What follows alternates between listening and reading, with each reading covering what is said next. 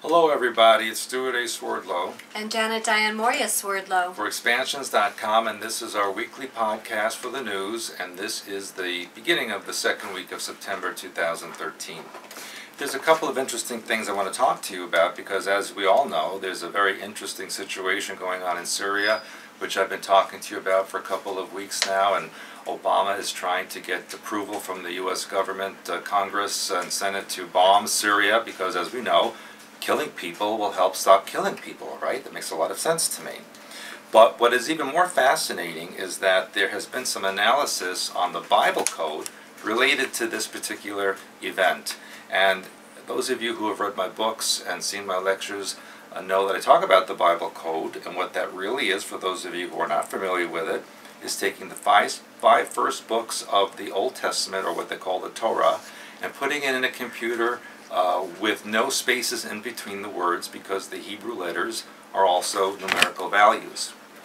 Now, when you do that and you put in certain keywords, the computer system goes through what they call skip sequences in order to find words related to particular events.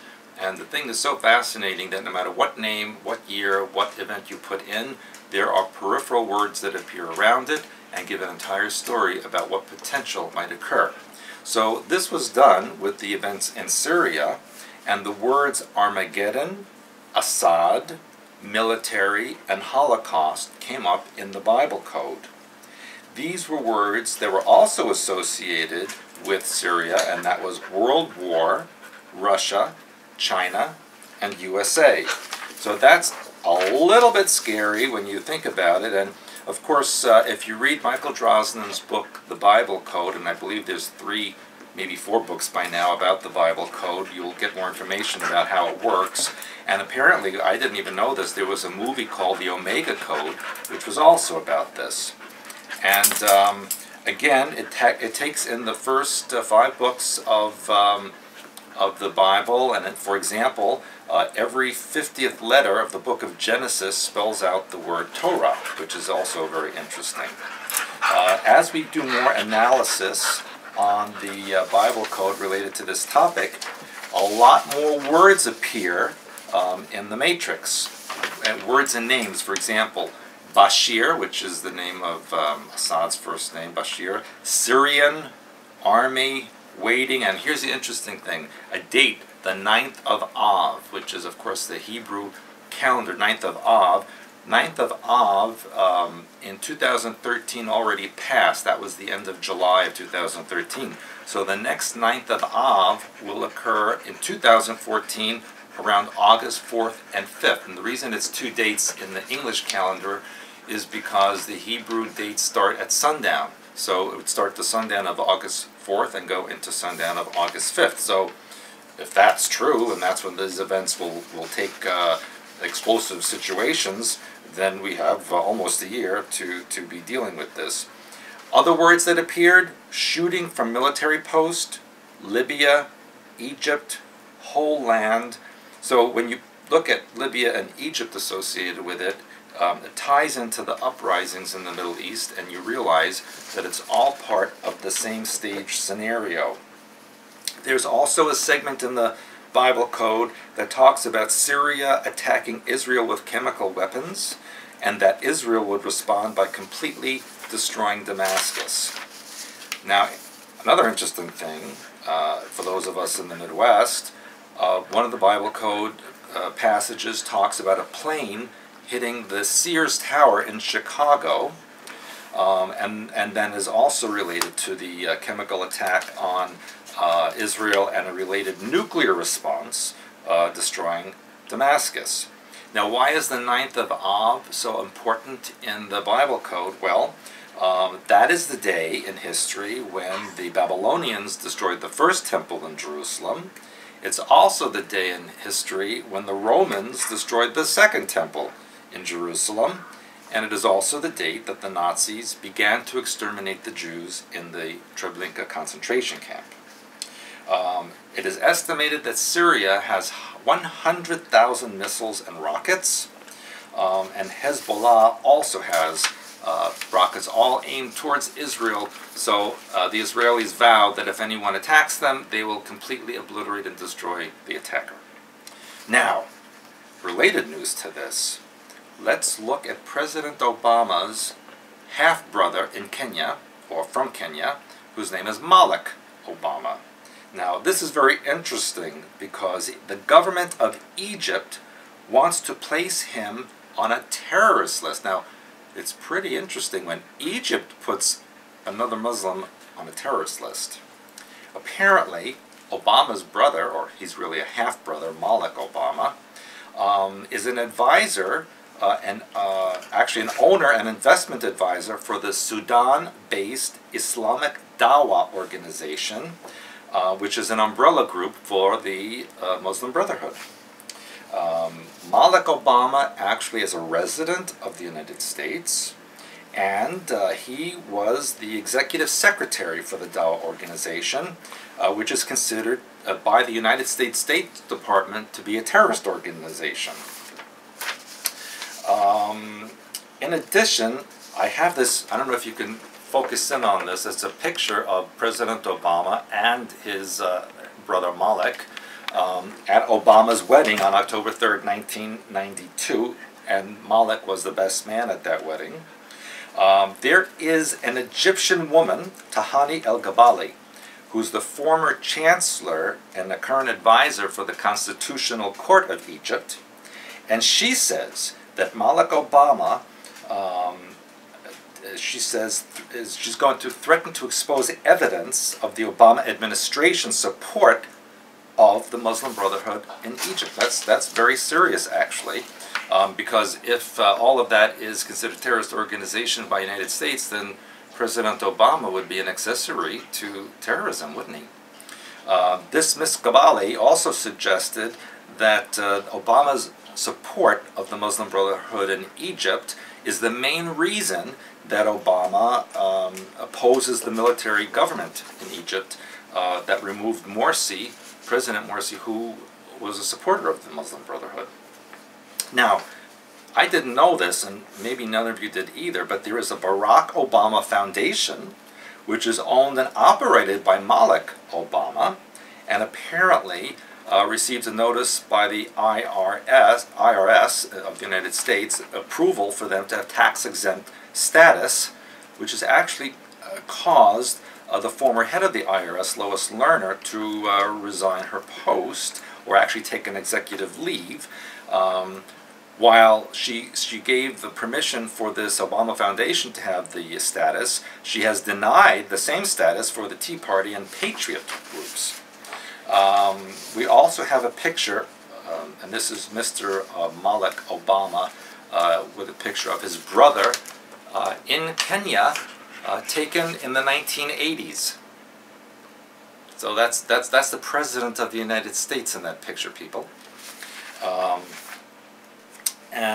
There's also a Mama Sarah Obama Foundation, which was created on behalf of Obama's step-grandmother in Kenya. And they have, this Mama Sarah Obama Foundation has transferred 90% of their funds raised from U.S. individuals and corporations to help Kenyan students attend the 3 most radical Islamic madrasas in Saudi Arabia, basically funding Islamic terrorists.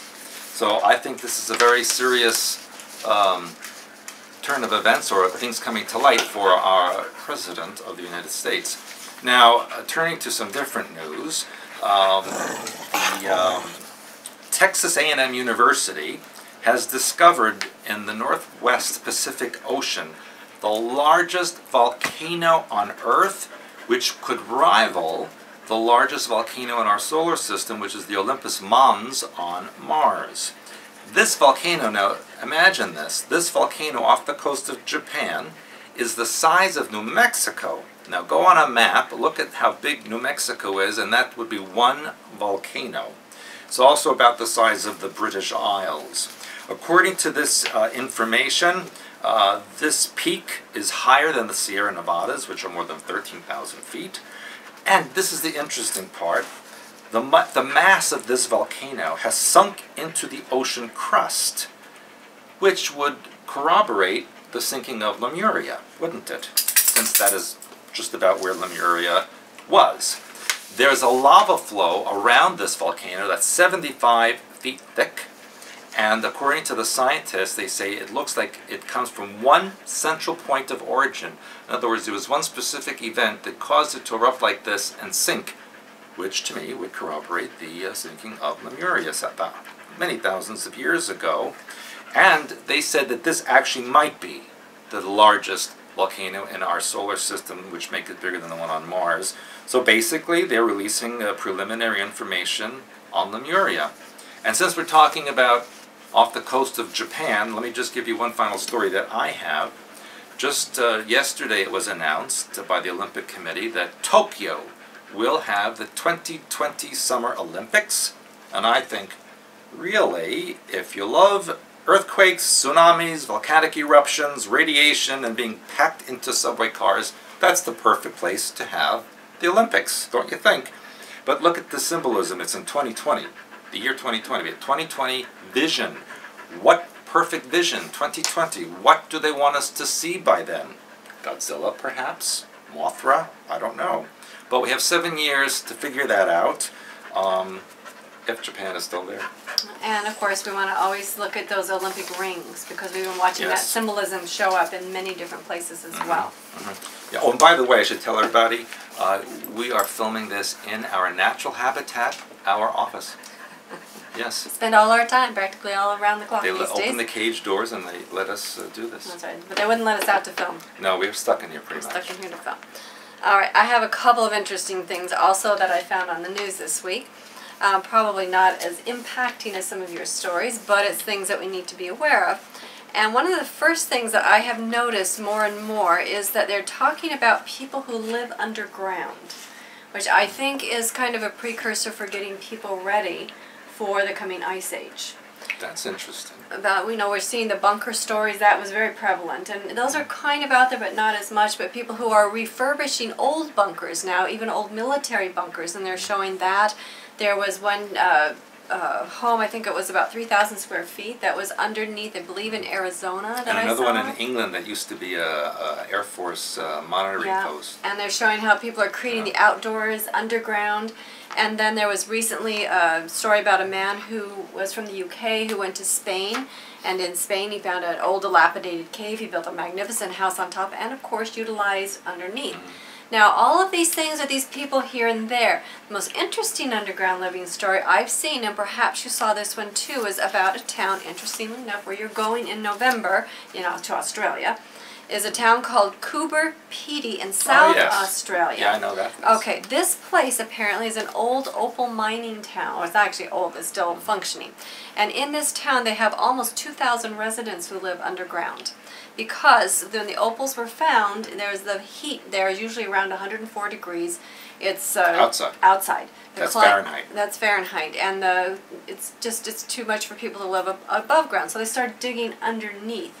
So to me, it's like an experiment in having people live underground. And it's pretty interesting. People, they said if you want to expand your home, you just have to dig a little bit further. And in fact, one man was digging to expand his home to make room for his mother-in-law, and he found a $100,000 opal. Wow. So living underground is now kind of becoming more fashionable. And so watch for that. In fact, I saw while we were traveling in one of the travel magazines, a piece of property advertised. And it said it even had a really great cave on the property. And that's not something you usually see advertised. You know what I ever found when I was digging for my mother-in-law? I don't even want to say. I don't know that we want to hear. No. It's a family show. It's a family show. Anyway, the other thing I want to tell you about is a couple of things. It seems like, as you have been probably witnessing on the news, that the violence has been escalating exponentially. And they're doing things to make that happen. So you want to be sure you're using your protection techniques, your murder techniques. Use your murder techniques, everybody. Murder techniques. I'll give you my list of who's on that list. Murder techniques. Yeah. And you want to also be doing your deprogramming work and things like that, so that you keep yourself centered and connected to your higher source and not into the animal mind. With this in mind, I wanted to tell a couple of stories. First of all, lots of kidnappings going on, or potential kidnappings. You want to be sure and be careful. And even when I get in my car, I always look around it, underneath it, in the back seat. You know, I have my keys ready in case somebody should attack me, that I can stick a key in their eye if I had to. That's what you do to me sometimes. She sticks the keys in my eyes. It's not pleasant. I get to practice on you. I'll talk to you about that. There was a woman in Dallas here recently who was in downtown Dallas, and a man forced her at gunpoint into the back of her car, and as he was driving her off to where, God knows where, a couple of young men they wanted to check her out in the back seat of her car. She managed to mouth, "Help me," and apparently it wasn't her time to be hurt. And they followed the car, and the police caught the man, and the woman was safe. But even more disconcerting is, for example, this story where there was a 7-year-old girl, and when I went back to find the story, I cannot find it, so maybe one of you can. But anyway, she was on her way home from school, and a woman approached her and wanted her to go with her. The girl refused. A neighbor saw it happen and started yelling. The girl ran into her own home, and this woman, who had originally pursued the girl, continued to follow the girl into her own home. The mother of this girl was in the bathroom, and when she opened up the door, here stood this strange woman in her house. The woman told the mother that she was from Child Protective Services and she was supposed to take the child away. So this isn't the first time we've heard of such stories. There was a father at a playground watching 2 children. A man walked up in the playground, grabbed his child, and said that was his daughter. And the father said, "No, this is my daughter." And the man tried to say, "This is my daughter." So all kinds of strange things are happening. Watch your children, please. I don't care. Don't let them go to a restroom. In fact, without being attended, I know people who do this. You must not do that. No. There was a story recently about a person who I think it was a supermarket, that let their, I think it was about 7-year-old daughter go to the bathroom. The mother was actually waiting outside, and somebody, I think it was a clerk, heard noises. There was a man in the women's bathroom, had the daughter, and had her head in the toilet, trying to drown her in the toilet. And thank God, an alert employee noticed the odd noises coming from the bathroom and investigated, and the man was arrested. So, my opinion, don't let your children out of your sight. And even children that are told not to go with strangers. They just did a story on British News of with parents' permission in a playground. Did you see that? No. They took a man had a ball in his hand, and he went over to these children who have been told not to go with strangers, and he asked, "Would you please help me find my lost dog? I'll throw the ball, and maybe you can go get the dog." And every child went with him. Yeah, I've seen something similar to that. When they use pets, especially, children will go. Or if they come and they say, "Oh, your mom wants you to come with me," sometimes the kids don't understand. So just don't leave anyone out of your sight. That's right. You watch them. And even you turn your back and turn back around. And like these parents at the playground or even in their own home, things are happening. Remember, safe mind pattern. It's one of the things that I am discussing on the member side of the website this month. Is energetic boundaries. Natascha wants to say Natascha wants to say something? She wants to make sure that I won't let her out of my sight either, right, Natascha? You do have to be careful with your pets as well. Right? They will take your pets. Natascha, what? What do you want to tell everybody? I know she wants them to look at Buddy. You want something to eat, don't you? You want Mommy to do her podcast for cooking, don't you? Yes, I know. You want Mommy's podcast for cooking. Soon. All right, so I want to go ahead, though, and get this finished. Then the other thing I wanted to tell you about is that there is a Texas sign company. Shh, that's enough. Just to be quiet now. But there's a Texas sign company who is hoping to get extra attention for its business. So what it did, it created a truck decal featuring a woman who was bound and tied and thrown in the back of a pickup truck. There was apparently one of their employees that posed for this. Her hair is covering her face, and it just creates an optical illusion when it's put on the back of a tailgate that a woman is lying there in distress. At this point, I mean, not that I would ever think something like this was appropriate, but with everything going on in the world, to me these are more imprints of more violence that we don't need. But however, the company says it's not the first time that these kind of things have been done, and that since this has happened, he has seen a rise in his decal orders. So lots of things are going on out there that you do want to be aware of. That's one reason why we do teach you our oversoul hyperspace techniques. Natascha, Natascha wants to learn oversoul hyperspace techniques. Natascha, you have something to say? What do you want to say? What did I say about using bad language? That's right. Buddy will teach her what to do. Buddy, you know, he tells her to shut up sometimes. Anyway, so we also want to remind people that if they want to go to our Hyperspace Oversoul class, week-long down under. In Perth. In Perth, that's coming up in November, but before that we have our amazing October here in St. Joseph, Kuiper Belt Connection seminar. And this one we're going to tie together a lot of information over the past 2 years of our research. Yeah, and especially what we learned in the last few months, which is quite incredible, and I have not shared with anybody anywhere, so you want to be there. Yeah, and in January our Hyperspace Oversoul class. The dogs that really want to be in the Yeah, field they were today. agitated today. They've been agitated for a couple of weeks, actually. Maybe that new Madra fault line's going to go off soon. I don't know. Well, I think they're shaking things around in the camera. It makes it look like the new Madras fault line's going on. Well, we just have one interruption after another. See, this is real stuff, people. That's why you're in our office. This is life for us. This could be a reality show, actually. Yeah, well, they wouldn't believe it was a reality show. They'd have to think it's That's true. staged. If you heard the things that go on here every day, you wouldn't believe it. So That's anyway. just with me. So anyway, for all of our events, contact Patricia, customersupport@expansions.com. You can call her on the phone. This is like a cue, like when advertising, the phone rings. Yes. Yeah, call her on the phone. Patricia's answering it right now. There you go. She's talking to somebody. Yeah. I hear her. Anyway, and also Patricia can put packages together. So if you want more than one event, if you want more than one service, she'll put something together. If you need a payment plan, she'll help you figure that out. Whatever you need, Patricia is, as people say on the website, awesome. She really is. Natascha, you're in big trouble now. Natascha's trying to eat me. So I guess we should go with, figure out what the dogs are doing and the cats are doing and Yeah, talk about a Patricia's shark doing. attack. This is worse. This is worse today. Yeah. All right. Well, we better go before they destroy everything. Yeah. Well, we have our own earthquake here. So. Well, this is Stewart A. Swerdlow. And Janet Diane Moria Swerdlow. Welcome to our home. Interesting life and our animals. Actually, they really are children dressed like Yeah, animals. yeah, we've got them in little wolf Yeah.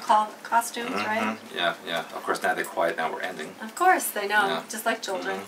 Well, we'll see you next time. Bye-bye. Bye.